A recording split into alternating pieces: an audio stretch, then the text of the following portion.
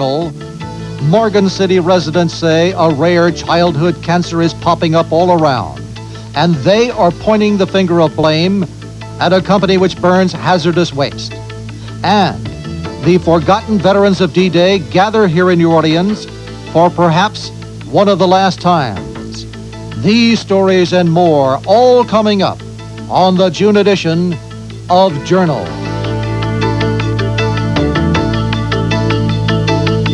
Good evening and welcome to the June edition of the Journal.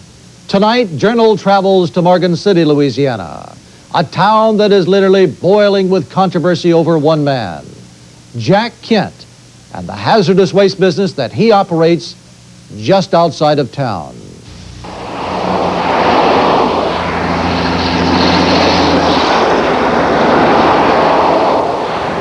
"24 hours a day, 7 days a week, trucks roll into marine shale processors in Amelia, Louisiana. Their manifest? Hazardous waste. Everything, reportedly, from deadly pesticides to cyanide. As fast as they can unload this deadly cargo, workers are pumping it into a giant kiln and burning it, along with the drums which it came in. In nearby Morgan City, citizens are beginning to blame marine shale processors for the soaring cancer rate. They say they are getting something they never bargained for. We have trucks parked all over town with hazardous waste sitting in restaurant parking lots and right on the side of our highways waiting to go in there. Melanie O'Neill is a Morgan City housewife. We haven't had any public input whatsoever. They put up their sign, they said, "We're here, what are you going to do about it?" In 1985, marine shale processors applied for and received a permit from the state of Louisiana to recycle oil field waste products and turn it into aggregate. St. Mary Parish Councilman Bob McHugh remembers what happened when they sought a local permit.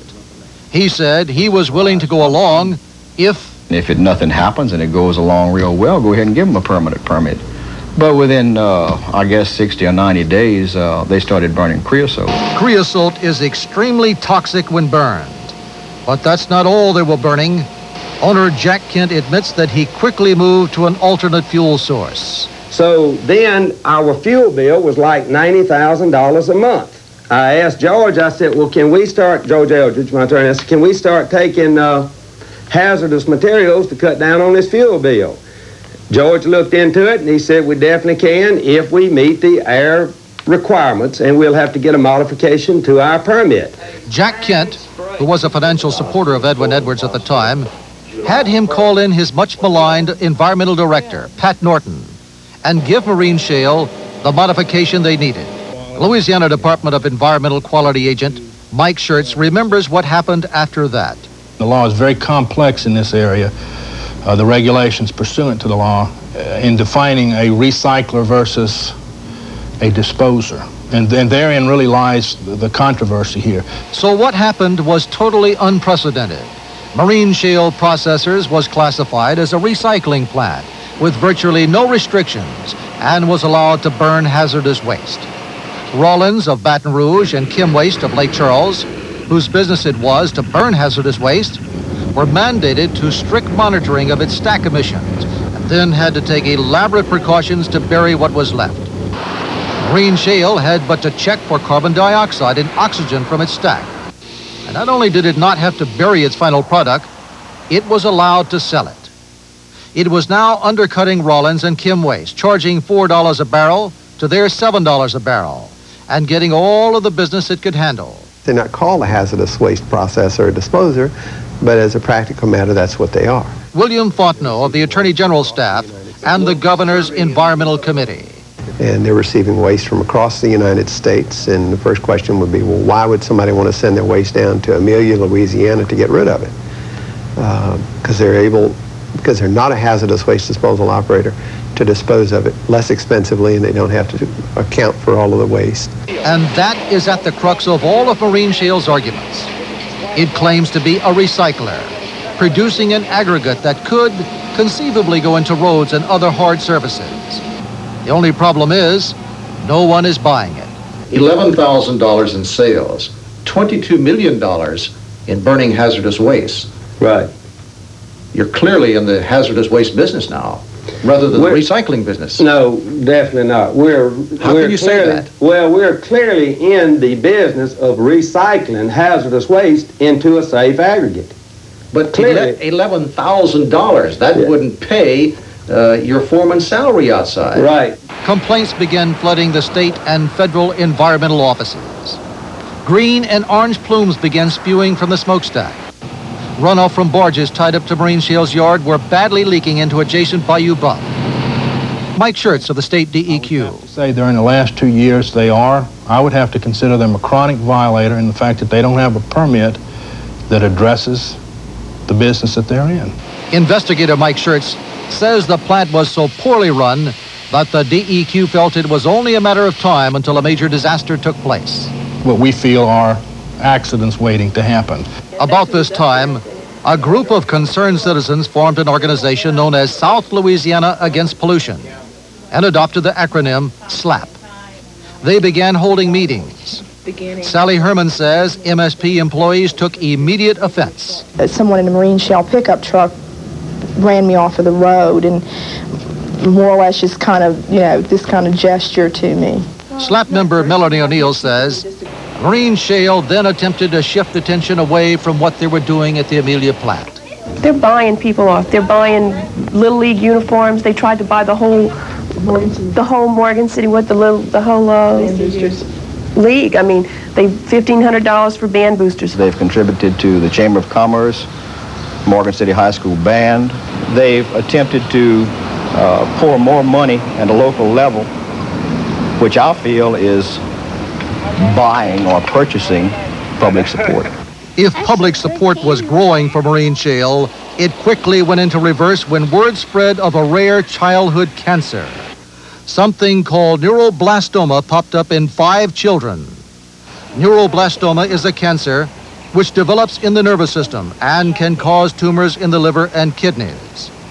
Dr. Gary Wills is a St. Mary Parish pediatrician and president of the local American Cancer Society.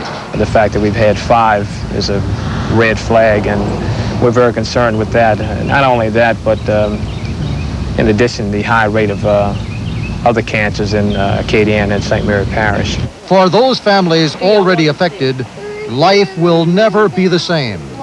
It's devastated our lives. I had never heard the word neuroblastoma, and I hate it. It's a horrible word. Miriam Price is the grandmother of 3-year-old Nicole Price, who was diagnosed with the deadly disease 8 months ago. Nicole will soon go off of her chemotherapy, and the family is afraid that the cancer that was in remission will return. The story is much the same for Mr. and Mrs. Christopher Fontenot. I think so. Little 3-year-old Mindy has undergone chemotherapy, and now it is a time for waiting. 5-year-old Derek Selfo of Franklin also contracted the disease. Derek's mother is a student nurse. She says she has faith in the doctors treating her son. 18-month-old Megan Lewis of Bayou Vista is in the same boat. The infant is having to undergo chemotherapy for the disease. But for 6-year-old Keisha Ponzel of Pierre Part, the chemotherapy and the treatment at Oxnard Hospital was not enough. The child died in March. Today, Keisha is laid to rest in the cemetery behind the Catholic Church in Pierre Part. Her mother, Tammy Ackman, can do little else these days but grieve. It's hard.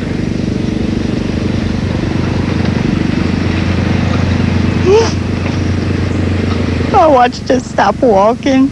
I watched her stop eating. I couldn't even hold her anymore because she would hurt so much. Did you ask the mother of the child who died from neuroblastoma, Tammy Ackerman, to go on television in behalf of this company? No, I did not. I did not. Maxine Domino is public relations spokesman for Marine Shale Processors. I spoke to a relative of the child. And she had her call me at home and wanted me to go on TV and make a statement that it wasn't Marine Shale's fault, because of Keisha's death, They weren't at fault. And I couldn't, What about the neuroblastoma and the children around here? They're blaming you. Right. when you look at the facts, we couldn't have possibly had anything to do with that. But when you look at when these children had contacted that, it was even before, in most cases, before we went into business. He's wrong. I don't agree with that at all. The parents, you can check with the parents, but these cancers just popped up here in the last, I'd say 8 months to a year, something like that. And he started operations in April of '85. 1986 is when most of these kids, they think, came down with it. Marine shale burned 14 tons of DDT. And I think there's a link. The state health department's environmental epidemiologist, Ruddy Clarkson, says finding a cause could take months, maybe even years. We are trying to provide them with good science, and that takes time because epidemiology deals with people. News coverage of the violations at marine shale processors prior to the neuroblastomas was left largely to the local newspaper, the Daily Review. How has the local press treated you? Real fair. For the last year and a half, 2 years. After they did their own investigation, they really treated me fair. Do you advertise heavily in the local newspaper? Right. It's a rare local newspaper that'll take on the biggest employer in town. That's basically what marine shale is right now. We just couldn't generate enough media coverage to inform the people. All of their articles were very much pro-marine shale, and then marine shale would take out a full-page ad day after day after day. Steve Shirley is editor of the Morgan City Daily Review. Critics have claimed that your stories are slanted in favor of MSP. We have heard that, of course. We are somewhat bothered by the fact that some of that is based simply on the fact that we seek marine shale side of the story. And simply by doing that, we are therefore biased. They point to the full-page ads that you run, though, for MSP. How much of your budget is MSP? Marine shale is an advertising client of ours. They don't run as much as, let's say, a major grocery store chain or a Walmart or other bigger client. The EPA has now initiated a criminal investigation of MSP. Last year, the FBI raided the plant and confiscated all records. Then, grand jury subpoenas began going out to residents, workers at the plant, and local politicians. One of those who testified was St. Mary Councilman Bob McHugh. I'm predicting that there will be some indictments of some officials, and I'm not going to say Jack Kent is going to be positively indicted, but there are going to be some people that are going to take a fall in this thing. You could be indicted. No doubt. Positively could be. I don't expect to be, but you never know. What about Jack Kent? Do you want Jack Kent to go to jail? With all my heart. What's he guilty of? Polluting our air, our water, our groundwater, polluting the political atmosphere. But marine shale says that it is SLAP that is polluting the political atmosphere. Polluting it by joining in criticism of their operation publicly, and an intended class action suit along with the Hazardous Waste Council. Marine shale says the Hazardous Waste Council is composed of waste operators, in other words, competitors, who are bitter because they're losing millions of dollars in business to MSP. Marine shale hired public relations man Larry August to make sure that every reporter doing a story knows that. You're paid to shape the image of this company. That's right. Trying to deal with marine shale and is kind of like trying to deal with a greasy pig in a dark room. I mean, if you can hear it maybe or think you see it and get over there and just slips away. What the Assistant Attorney General was saying is echoed in report after report. First, there was the Oliver Houck study, which was highly critical. Marine shale later made changes and corrected the problems, or so they said. On the day that we toured the MSP plant, the engineer pronounced the operation 100% safe and explained how it worked with a lucite model. At the heart of the MSP design is a bag house with huge sacks that act much like vacuum cleaner bags. The purpose of the bag is to fine filter the gas, the hot gases that have come out of the oxidizers that are now cleaned, and then the material is exhausted to the stack. The plant engineer assured us that anything that was trapped in the bags was recycled. But hold on. That was not the case in a surprise inspection done for the EPA by the Broussard Corporation. It said that the dangerous dust collected by the bag house was callously stored outside in uncovered pits. And on the day that they were there, the wind was blowing it everywhere.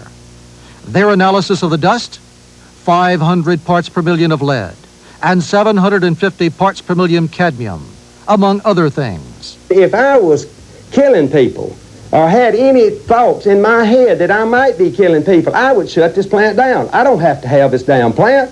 I just hired Greg Gasparis. Right. What if you're wrong? Suppose you're wrong. Mm-hmm. Yeah, okay, I'll just tell you like this.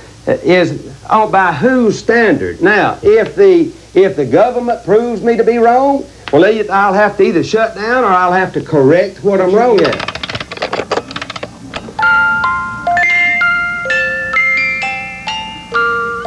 I'm running out of patience. As long as all the children were alive, there was hope that all of them would stay alive. But now that we've lost one of our children, it diminishes the hope we have for a lot of them, because all of us, I'd lie if I told you that we don't sit around wondering whose child's going to be next.